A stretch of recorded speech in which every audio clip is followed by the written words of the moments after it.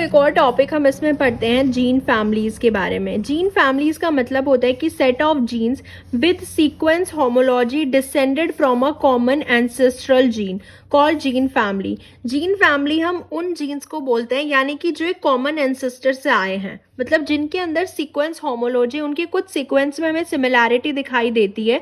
मान लो दो जीन है हमारे पास, ठीक है, मान लो दो जीन है हमारे पास, एक ये जीन है एक जीन है, जिनका जो एंसेस्टर है वो कॉमन एंसेस्टर से आए, क्योंकि इनके अंदर हमें सीक्वेंस होमोलॉजी दिखाई दे रही है, यानी कि सीक्वेंस में कुछ सिमिलैरिटी दिखाई दे रहे हैं, तो हम उसको जीन फैमिली बोलते हैं। Multi gene family basically group of gene with related overlapping function and arise essentially from gene duplication.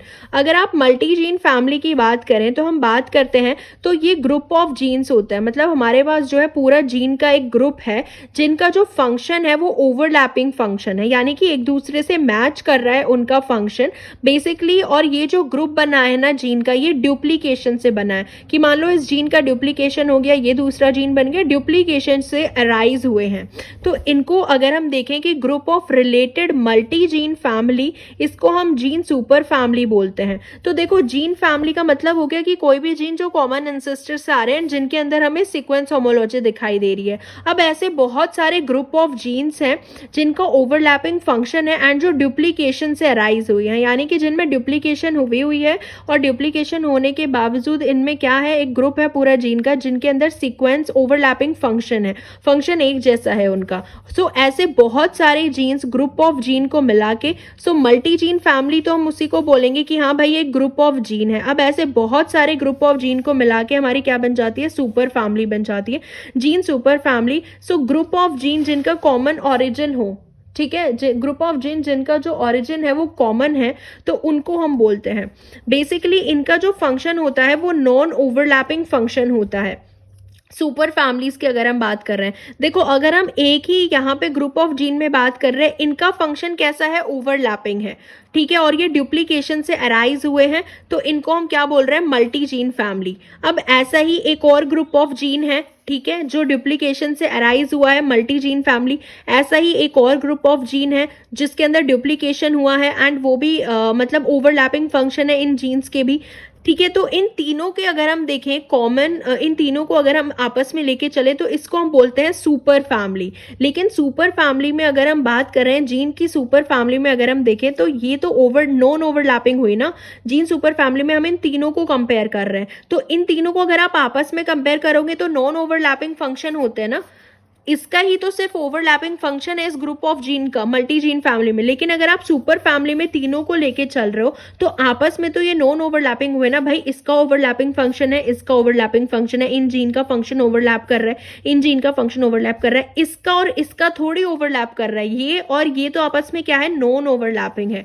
तो सुपर फैमिली को हम वही बोलते हैं कि इनका है तो common origin, group of gene है जो कि एक कॉमन ऑरिजिन से आए हैं, ये ग्रुप ऑफ जीन कहां से आए, कॉमन ऑरिजिन से आए हैं, एंड इनका फंक्शन कैसा है, नॉन ओवरलैपिंग है, तब हम उसको सुपर फैमिली बोलेंगे। एंड मल्टी जीन फैमिली हम उसको बोलेंगे ये तीनों मल्टी जीन, ये भी मल्टी जीन फैमिली है, ये भी मल्टी जीन, ये भी मल्टी जीन फैमिली है। लेकिन अगर हम तीनों को देखें कि इनके अंदर पूरा ग्रुप ऑफ जीन जो कि एक कॉमन ऑरिजिन से आ रहा है, तब वो हमारी क्या बन जाती है, एक सुपर फैमिली बन जाती है, जो कि नॉन ओवरलैपिंग फंक्शन जिसमें होते हैं, ठीक है। तो ये जीन फैमिली के बारे में था। ये भी हमारे पास क्या है, this is also multi gene family, ठीक है, मल्टी जीन फैमिली जो कि डुप्लीकेशन से अराइज हुई है एंड ओवरलैपिंग फंक्शन है। ये भी मल्टी जीन फैमिली, ये भी मल्टी जीन फैमिली, तीनों मल्टी जीन फैमिली को हम एक साथ रखेंगे तो हमारी क्या हो जाएगी, सुपर फैमिली हो जाएगी, जीन सुपर फैमिली, जिसको हम बोलते हैं, क्या बोलते हैं, जीन सुपर फैमिली, जो कि नॉन ओवरलैपिंग फंक्शंस होते हैं। हमने बात करी है किसकी, मल्टी जीन फैमिली की। तो ये जो मल्टी जीन फैमिलीज होती है ना, कुछ multi gene family simple multi gene family होती है, कुछ कॉम्प्लेक्स होती है। सिंपल मल्टी जीन फैमिली वही है कि इनके जितने भी मेंबर्स है ना, all the members have identical और नियरली आइडेंटिकल सीक्वेंस। जितने भी इसके मेंबर होते हैं मल्टी जीन फैमिली के, इन सब की जो सीक्वेंसेस होती है ना वो कैसी होती है, multi gene family group of gene जो डुप्लीकेशन से अराइज हुआ है एंड इनका ओवरलैपिंग फंक्शन होता है, यही हमने पढ़ा था मल्टी जीन फैमिली। अब इनके जितने भी मेंबर हैं सबकी जो सीक्वेंस है वो आइडेंटिकल होती है नियरली। इसमें आप एग्जांपल देख सकते हो आरआरएनए जीन का, ठीक है। RRNA जीन का हम एग्जांपल दे सकते हैं, जो कैसी होती है, सिंपल मल्टी जीन फैमिली होती है।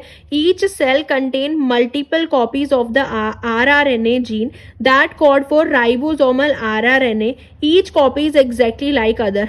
बॉडी बहुत सारी सेल से मिलकर बनी हुई होती है। अब हर एक सेल में, बॉडी की हर एक सेल में जो है RRNA की क्या होती है, मल्टीपल कॉपीज होती है RRNA जीन की। एंड ये हमने देखा भी था, RRNA जीन की मल्टीपल कॉपीज प्रेजेंट होती है जब हम रिपीटेटिव सीक्वेंस पढ़ रहे थे, वहां पे हमने एग्जाम्पल में देखा था। सो इनकी मल्टीपल कॉपीज होती है एंड हर एक कॉपी जो होती है ना वो कोड करती है किसके लिए, राइबोसोमल RNA ही बनाती है हर एक कॉपी। तो यानी कि एग्जैक्टली एक दूसरे मतलब एक जैसी होती है, आइडेंटिकल सीक्वेंसेस होती है, तभी तो वो RRNA बना रही है। तो इसलिए RRNA जीन का हम एग्जाम्पल ले सकते हैं, क्योंकि ये ऐसे जीन होते हैं, मतलब एक तो ये रिपीटेडली प्रेजेंट होते हैं, प्लस हर एक सेल में जो है ये इनकी मल्टीपल कॉपीज होती है सेल में, और वो RRNA बना रही होती है। एंड हर एक कॉपी कैसी होती है, each copy is exactly like other. ठीक है। जैसे अगर हम इकोलाई जीनोम की बात करें, इसमें जो है RRNA की 7 कॉपीज होती है of its RRNA gene. And human cell contain multiple RRNA gene copies per haploid genome. एक हैप्लॉइड जीनोम की हम बात करें, हैप्लॉइड जीनोम मतलब वही कि एक जो सेट मदर से आया हुआ है या फिर एक सेट जो फादर से आया हुआ है, पूरा सेट, उसको हम बात कर रहे हैं हैप्लॉइड जीनोम, जो कि क्लस्टर्ड है ऑन डिफरेंट क्रोमोसोम। अलग अलग क्रोमोसोम पे हमें मिलेगी क्लस्टर के फॉर्म में। ठीक है। तो ह्यूमन सेल्स के अंदर क्या होती है, RRNA की जीन की मल्टीपल कॉपीज होती हैं, एंड वो अलग अलग डिफरेंट क्रोमोसोम पे हमें मिलती हैं, क्लस्टर्ड ऑन डिफरेंट क्रोमोसोम, यानी कि झुंड में प्रेजेंट होती हैं in on different chromosome.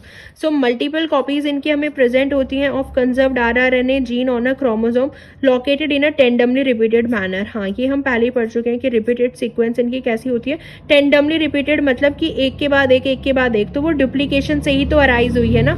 So basically simple multi gene family में हम एग्जाम्पल दे सकते हैं RRNA जीन का। RRNA जीन याद रखना कि क्लस्टर के फॉर्म में प्रेजेंट होती है, एंड ये सब हम उसमें देख ही चुके हैं कि हाँ, ये एक टेंडमली रिपीटेड मैनर में प्रेजेंट होती है। ठीक है, रिपीटेड सीक्वेंस होती है इनकी। और कुछ कॉम्प्लेक्स मल्टीजीन फैमिली होती हैं जो कि सिमिलर है in sequence different for gene product. जैसे मैमलियन के जो ग्लोबिन जीन होते हैं, इनका एग्जांपल ले सकते हैं। यानी कि सीक्वेंस कैसी है, सिमिलर है, सीक्वेंस इनकी सिमिलर होती है, लेकिन जो जीन प्रोडक्ट होते हैं वो अलग होते हैं। Similar in sequence, different for the gene product. Multi gene family याद रखना, जीन प्रोडक्ट इनसे अलग आते हैं। ठीक है। और इसमें ग्लोबिन जीन का एग्जाम्पल है, देखो इसको हम देख सकते हैं। ग्लोबिन जीन जैसे क्रोमोसोम 16 पे हमारा होता है एक अल्फा ग्लोबिन जीन का क्लस्टर होता है, एंड क्रोमोसोम 11 पे हमारे पास बीटा ग्लोबिन जीन का क्लस्टर होता है। तो अगर हम अल्फा ग्लोबिन जीन की बात करें, अल्फा ग्लोबिन जीन का जो क्लस्टर होता है मल्टी जीन फैमिली में हम देख रहे हैं, इसके पास 3 जीन होते हैं। एक तो ये होता है जीटा जीन, ठीक है, इसको हम बोलते हैं जीटा जीन, एंड एक ही होता है अल्फा जीन होते हैं। ये अल्फा जीन होता है, अल्फा 1 एंड अल्फा 2 जीन। देखो इनका जो सीक्वेंस है ना वो ऑलमोस्ट, मतलब सीक्वेंस इनका सेम होता है, लेकिन इससे जो प्रोडक्ट बनता है ना वो थोड़ा अलग होता है ताकि प्रॉपर्टी अलग हो। सो अल्फा 1 और अल्फा 2 से हमें जो है, यहाँ से हमें ये जो एक्सप्रेस होते हैं, ये जीन्स जो एक्सप्रेस होते हैं अल्फा 1 अल्फा 2, ये फीटल और एडल्ट स्टेज में एक्सप्रेस्ड होते हैं। क्योंकि आपने हेमोग्लोबिन देखा होगा ना, हेमोग्लोबिन जो है 4 पॉलीपेप्टाइड चेन से मिलकर बना हुआ होता है। ठीक है। देखो जैसे एडल्ट में होता है ना अल्फा 2 एंड बीटा 2, यानी कि 2 अल्फा की चेन होती है एंड 2 बीटा की चेन होती है।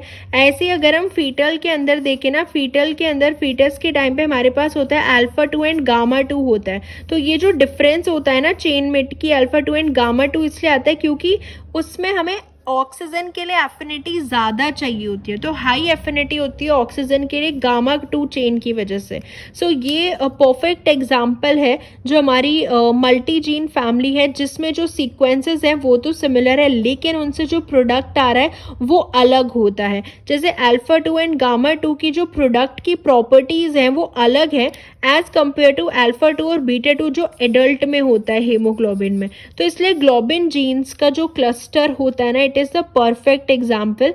ऐसे ही जो बीटा ग्लोबिन जीन क्लस्टर है उसके ऊपर ऐसे 5 जीन होते हैं जो कोड करते हैं, एंड इस पे जो है 3 जीन होते हैं, बाकी ये सूडो जीन प्रेजेंट होते हैं जो कि नॉन फंक्शनल जीन होते हैं।